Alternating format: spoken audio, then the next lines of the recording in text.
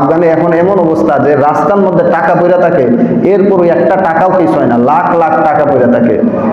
যখন দেখা যাবে রাষ্ট্রের মধ্যে ইসলামিক আইন চলে, ইসলামী রীতি নেওয়াজ চলে, তখন গিয়ে এটা সম্ভব যে দেখবেন জুম্মার আজান হওয়ার সঙ্গে সঙ্গে মসজিদ বেড়ে গেছে।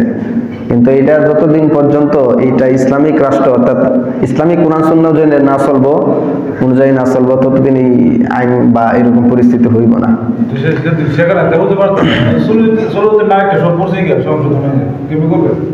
এটা সম্ভব না, এটা সম্ভব কিন্তু আমি আপনি কি প্রস্তুতি নেই এরকম দেখেন। এখন আফগানিস্তান লাখ লাখ টাকা রাস্তায় পড়ে থাকে, আফগানিস্তান লাখ লাখ টাকা রাস্তার মাঝে পড়ে থাকে, কিন্তু একটা মানুষ হাত দেয় না। অথচ এর আগে আফগানিস্তান এরকম অবস্থা হয়েছে, রাস্তার 2টা টাকা পড়ে রইলে ওইটা কোনোভাবে মাইরা হইলে ওই টাকাটা নিয়ে গেছে। কিন্তু আফগানে এখন এমন অবস্থা যে রাস্তার মধ্যে টাকা পড়ে থাকে, এরপর একটা টাকাও কিছু হয় না, লাখ লাখ টাকা পড়ে থাকে। এক ব্যক্তি কি করছে যে আফগানিস্তানের পরিবেশ যাচাই করার জন্য, বর্তমানে যে তালেবান যারা আছে তারা তো সেখানে পরিচালনা করতেছে, যে তারা কেমন ভাবে ইসলামী রাষ্ট্র কায়েম করছে এটা যাচাই করার জন্য একটা ফ্রিজ আছে না, ফ্রিজ যেটা বাহির থেকে গ্লাস লাগায় ভিতরে সবকিছু দেখা যায়, এরকম একটা ফ্রিজের মতো একটা বক্সের ভিতরে তাই অনেক টাকা লাখ লাখ টাকা ফালাইয়া এই রাস্তার মধ্যে কি করে রাখছে, ফালাইয়া রাখছে। 2 দিন পরে বা অনেকদিন পরে গিয়ে গেছে টাকাটা গুলা পাওয়া যায় কিনা দেখি, যে রাষ্ট্র ইসলামী রাষ্ট্র অনুযায়ী চলতেছে কিনা রাষ্ট্রটা।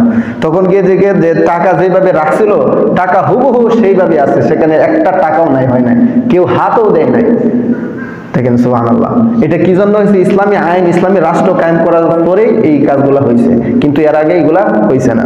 তো বাংলাদেশে যদি এরকম ইসলামী আইন বা ইসলামী রীতি চালু করা যায়, তাহলে আমাদের বাংলাদেশেও এরকম পরিস্থিতি হইবে যে কি রাস্তার মধ্যে টাকা পড়ে থাকবে, কেউ হবে না, মহিলারা রাস্তা দিয়ে হাইটা যাবে, কেউ ইফটিজিং করবে না, কেউ দুর্নীতি করবে না, ঘুষ খাইবে না, সুদ খাইবে না, কোনো কিছুই করবে না।